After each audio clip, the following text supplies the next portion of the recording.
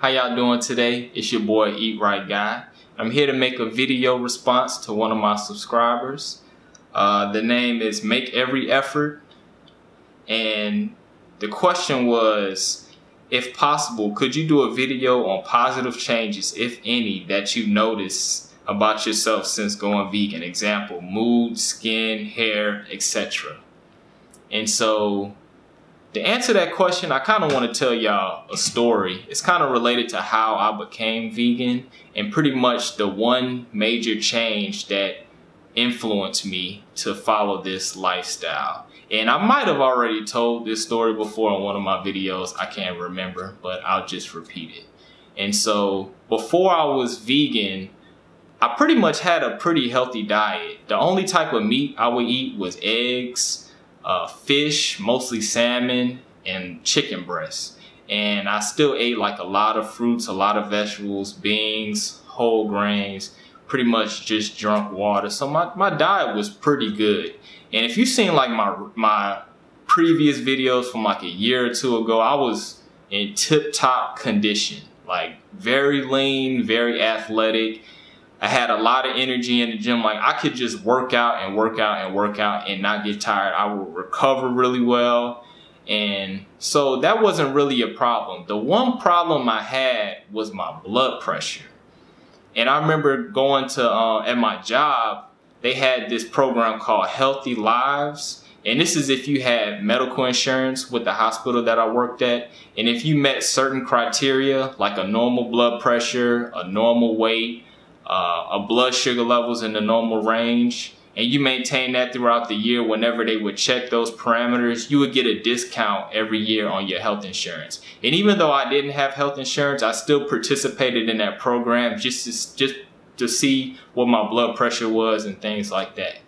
And every time I would get my blood pressure checked, my systolic blood pressure would be like in the 130s, like 135, which put me in the category of pre-hypertensive. And I couldn't understand why. Because I'm like, I'm doing everything I should. I'm eating vegetables. I'm eating a lot of fiber. I'm eating a lot of fruit. I exercise. I'm doing everything that I need to do to keep my blood pressure in the normal range, but it's not.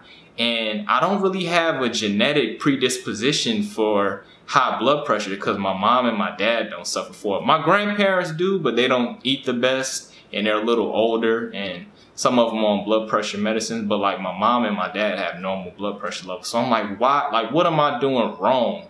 And even when I would get checked at like the dentist, because you know the dentist always checks your blood pressure, my systolic blood pressure would still be in the 130s. And I looked on the internet and I thought maybe it was because I was nervous that my blood pressure would go up. And so I started reading How Not to Die, the book that I just previously mentioned in the video that I recommend. And in his chapter on blood pressure, he said that people that had a normal blood pressure level of 120/80, if they followed a plant-based diet and cut out meats, their blood pressure would drop to 110/70, so it would get even better. And so I used to be really against veganism because I was in such good shape and very muscular and can work out. I was against it, and the one reason why I was really against veganism was because of B12. I was like, if I have to take supplements, then this shouldn't be the diet that I should be on. I didn't realize, I thought B12 came exclusively from meat, but upon further research later down the line, I realized that bacteria make vitamin B12. And the reason why vegans are recommended to supplement B12 is because of our modern day sanitary practices, where we wash and rinse all of our fruits and vegetables, and as well as using pesticides and herbicides that kills that bacteria in the ground that produces that vitamin B12. And I also didn't realize that livestock like cows are supplemented with B12. So I didn't know all that. And so that's why I was resistant at first on following a vegan diet. But back to the story. After reading How Not to Die, I was like, you know what? I'm gonna see if my blood pressure goes down. I'm gonna give this 2 weeks, and I'm gonna see if what he's saying in this book is true.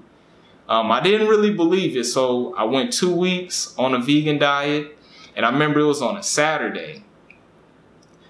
I went to the gym, I worked out really hard that morning.